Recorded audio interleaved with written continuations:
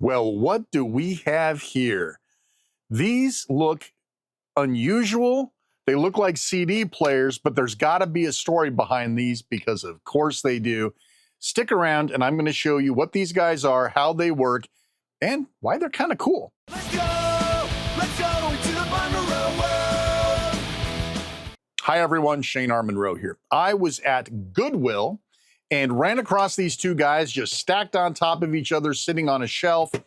And I looked at the price tag and thought, 10 bucks, I don't even know what these things are, right? My wife walked by and said, are you getting those? And I'm like, I don't know, maybe I'll get one. She goes, no, you're getting both of them in case one of them doesn't work. And I said, okay. Yeah, she knows that I have a personal affinity for physical media, unusual CD players. This looked pretty cool. There's a handle on it. There's a speaker in it. How could I go wrong here? So these two look identical, but there's a couple of minor nuances here, and that's where part of the story comes into play. This has been branded the Audio Champ from HamiltonBuhl, HB, HamiltonBuhl. This one has no lettering, and it's just Hamilton Electronics. This was obviously an earlier model. These came out for about 100 to 150 bucks a piece back in 2010, 2011. Hamilton Electronics has been around for since 1933, big in the education scene. Buhl merged with them in 2011. That's why you have the change of logo. They branded this the Audio Champ TM, right? And yeah, otherwise they're functionally the same. So I will take this guy and I will move it to the side so we have more room to work. And let's talk about, we'll just call it the Audio Champ. So obviously it's a CD player, right? You open it up, you put a CD player in, and there's function buttons at the front: stop, play, pause, forward, backward. There's some things like program and album plus 10. There's a few actually pretty neat little functions. And again, it's a standard, typical CD player, nothing unusual. It claims to be digital audio CD player, CD MP3, ooh, R and RW. By this time in 2011-ish, it wasn't super unusual to be able to play burn discs full of MP3 files, but the execution is often where things go into question. So let's take a better look at this device physically. So this guy's a beast. You can tell this thing was designed for classroom use. It's big. It's not unattractive, but it's got a very utilitarian look, right? It's got this slide-out handle, very sturdy. I'd have trouble breaking that even if I wanted to. And it's got this blue and black two-tone. Takes 4 C batteries. And by the way, both battery compartments were pristine. That never happens. Plus, it looks like it's got the original foam. It's not too bad yet. After all, it's only 15, 16 years old, right? Get that guy back in there. And then we have, of course, this speaker on the top. By the way, this is 3 watts of pumping power out of that speaker. On the front, we also have this, this LCD readout, liquid crystal display. And it's very difficult to see, but we're going to do the best that we can. And by the way, they're both that way. So one doesn't look better than the other. There's no contrast slider or anything to darken or lighten. It is what it is. Now, of course, the meat of this thing is here on the side. This is the part that gets exciting. It's got a USB plug for one thing, which is, whoa, very cool. Volume up and down. Interesting that there's no slider or rocker, but it's actually button controlled. I thought that was interesting. A CD USB switch, so you're playing something off this USB. On-off switch, of course. And look at this, 2 headphone jacks, a 1/4 inch and a 1/8 inch for our US friends, 3.5 inch millimeter. I don't know what the equivalent is over there. I'm sure somebody will put it in the comments down below. 6-volt in, positive on the pin in the middle, just in case maybe yours that you bought at a thrift store has this rubbed off. Now you can see exactly what it is you need for this, which, by the way, I just bought this this ARC hair. It's a really super cheap universal type deal. It goes everywhere from 3 volts to 12 volts. Like, everybody should have one of these if you play around with electronics. I have one. I just don't know where I put it. So it was easier for me to actually buy one. I'll leave it linked in the description below just in case you don't have one. It's pretty cheap, but it gets the job done, and that's all we care about, right? So ARC hair there. Yeah, so we've got all of this. How does it work, though, right? I mean, obviously it's a CD player, but the interesting facets of devices like this are, it says it'll play MP3s, but that means so much. Can it do variable bitrate MP3s? Does it only do constant bitrate? Can it handle 96? Can it handle 320 kilobytes per second? What will it do? Does it handle WMA? Well, it says it does, but like, what features of WMA can it use? Blah, blah, blah. And of course, USB. That's always a trick. What does it got to be formatted in? How big can the stick be? Yada, yada, yada. So all interesting things that I had to research when doing this video. So let's not tease everybody. I have here Starship's greatest hits, so I got to be very careful. I'll get a copyright hit on this if I'm not careful. This is a standard CD player, folks. Plug it in, close it. I'll put some juice in here because I'm not putting in 4C batteries. Put the juice in, and I will hit play. Let me, oh, I have to turn it on. I forgot. Actually, a physical on-off toggle, which is kind of cool. Save batteries, right? I bet this thing will auto time out too. Can you see this? Can you? Try to see if you can see it. Okay, you can kind of see it on camera. I can't see it now because the camera's looking at it. So we get our track list. We can skip around through the tracks, right? Again, it's a standard CD player. But I want to show you something that might blow your mind a little bit because it blew my mind. Would you do this with a CD player? Didn't skip. That's crazy. I mean, I'm from the old days where if you looked wrong at a CD player, the thing would skip. This thing takes I did finally make it skip off camera, but I'm not going to do it now because I want to screw up the disc.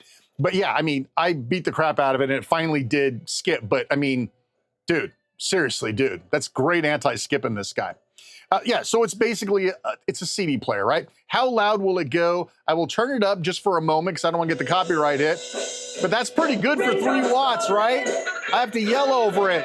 Not bad. All right, turn that back down before the nasty YouTube content creation guys get me. But yeah, it works. It works great as a basic CD player. Now I know what you're thinking. Who gives a rat's ass? Come on, CD player, who cares? All right, yeah, you're right. So I have here not that one. I have here 2 burned CDs. Both of them are CDRs, of course. One of them, and I can't see my label on here. Dang it, should have wrote it in another pen. But anyway, I have 2 here. One of them is a perfect audio copy of that Starship disc. The other one is a mixed collection of MP3s and WMA files. It's going to be, could be peaches, could be lunch meat, who knows? Let's put this guy in and see what happens. So right now it's still set to CD. I'm going to hit play, and we're going to see what happens. Oh, you hear that? Listen to this. Yeah. So sometimes when you put in a data disc like this, it doesn't pick it up as an MP3 disc. However, if you unplug it, plug it back in and go again. Oh, got to turn it back on. Usually it'll pick it up. Check this out. It'll probably work fine now. So it's reading. It's thinking about it. It's chewing. File number 1, 5 tracks, playing number 1. And it says right there, MP3. Now, the MP3s on here range from 96 to 320 kilobytes per second. And there's one what the hell? The disc just stopped. No way. Let me turn this down so I don't get a copyright hit. It must have cached the entire song into memory. Look, the disc isn't even running. But it's still playing the song. Dude, what the hell? I've never, ever seen a device do that. Let me skip tracks. It picks the disc back up and grabs the next song. That is so crazy. Let's see if it stops the disc again. It did. It did. It stopped the disc. That's nutty. I've never seen anything like that. That is so cool. All right, so we know it works. It does play WMAs. It plays all the MP3s that I threw at it, all the way up to 320 kilobits per second. So that passes. Other than that, every now and then it picks it up as like a data disk and it starts screaming data at you. But otherwise, it works. This is the copy of the Starship disc. So if I pop this guy in, it should, it still says it's in MP3 mode. That might be the thing. So if it's in MP3 mode, will it flip to CD? Or will it just sit here and tell me to piss off? All right, so let's cycle the power. Do I have to hold it down to power it off? What's the deal here? I think it's stuck. He doesn't like you. Yeah, that's not going to work. Well, oh, there it goes. Just took it a minute. All right, let's see if it'll pick back up. And now it says CD. So once it flips mode, it doesn't, I guess you have to kill the power to get it back. All right, so let's see if this works. 12 tracks, track 1. It should be the same song we heard earlier, and it is. So, burned audio CDs, burned discs full of, I'm just going to keep playing with it. Took that door open. I'm surprised no kid got their finger nipped off. Interesting. Well, listen, things were different back then, right? All right, so now you're saying to yourself, Shane, you teasing bastard, what about the USB port? Yeah, I know. So we're going to turn it off just because, you know, is it tap off? Oh, wait, there we go. Did they just do a tap? Is the drive running? Interesting. No. So I'm going to turn it off. So let's talk about the USB. First off, if you're here, this is the money shot. If you're here because you got one of these, no instructions, you have no idea why your USB stick won't work, I got you covered because I spent like 2 hours trying to figure this out. So I started off with the USB sticks that I have laying around the house. I formatted them in FAT32 exFAT. I did 2 gigabyte partitions. I tried everything, put 5 songs on it, the same ones that are on that disc. Nothing. It would not play. No. No files. So I went and I found this guy, dug this out of a box somewhere. It's a 2 gigabyte stick. And I thought, this is it, right? It won't take a 256 gigabyte stick, even if you partition it down to 2 gigabytes. So I got this. I thought, I'm home free. This is going to work. FAT32, exFAT, nothing. I almost gave up. And I found this article that said old, cheap MP3 players, they take USB drives, require that the partition be an MBR, master boot record partition, not a GPT. If you plug this into your computer and you format it, even as FAT32, the partition is GPT, and this will not take a GPT. So I used Aomi's partition manager, just what I use. I love it. I've talked about it on the show before. I formatted this and converted it to MBR, threw 5 files on, and we're good to go. It actually does start to work. So you plug this guy in, turn it on, leave it on, MTV, music, television. Okay, I'll change it over to USB. It's going to read. File 1, 5 files total, playing number 1. It's the same songs that I had on that CD, so there's nothing really new here to listen to. But look at that. There you go. It actually works. So we'll just skip on through them. Now, I'm assuming it's also, let's see if it caches it and stops reading it after a moment. Is the behavior the same as on the CD? It is not. Interesting. That's an interesting difference, is it not? I want to pontificate here for a minute. The brilliance of sucking the song into memory and stopping the disc is brilliant. Why? Because spinning the disc is a mechanical motion, a mechanical process that chews through batteries. When you're in portable mode and you've got 4 C batteries in here, you want to stop this disc player from playing whenever you can.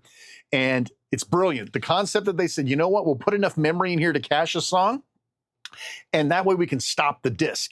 So it's gonna spin for 15 seconds, cache the song, and for the next 3 minutes and 20 seconds, or however long the song is, it stops the disc, conserving the battery. Frickin' brilliant. Somebody over at HamiltonBuhl, or maybe just Hamilton, because Buhl probably had nothing to do with it. They're just the finance people. Who knows?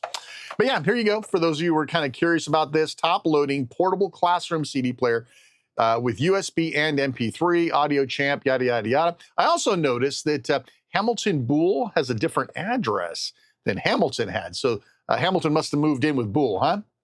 But yeah, so that's it. I mean, what a neat little device. I mean, it's utilitarian. It was used in schools. If you were actually at school and you used one of these things, you probably couldn't care less about it. But now, 15 years later, this thing is actually kind of interesting. As a bonus, one of them came with a Scholastic audio. So remember, okay. For those of you of a certain age, remember when you used to get those books that had a record in there, a piece of vinyl? You put it on the vinyl, you turned it on, you open up the book, and it would tell you, when you hear this sound, bring, you'll turn the page. Remember those? So this, I thought this was kind of cool. It came with it. Usually they take the discs out, but they didn't in this case, so good for us. But yeah, so now we get to relive. This has a copyright of 2012 on it, so, you know, another year ahead, but here you go. Here is the included Scholastic, which hopefully will not get me copyrighted hit. Old MacDonald Had a Dragon by Ken Baker. Illustrated by Christopher Santoro. Like when you hear this sound, huh? Awesome, right? It's time to turn the page. I just had Nam flashbacks right there. Turn the page. And there's the picture. You read along with the book. Old MacDonald had a farm. I hope you enjoyed this. I had a blast playing with these things and researching them for you. I hope you enjoyed it. If you like what we're doing, of course, like, subscribe, hype the video if you're on your mobile client. Of course, leave a comment down below. Did you have one of these? I'm a little too old to have one of these. 2011, I don't know what I was doing, but I certainly wasn't in school. So yeah, please share your stories, share your comments. I'd love to hear what you think.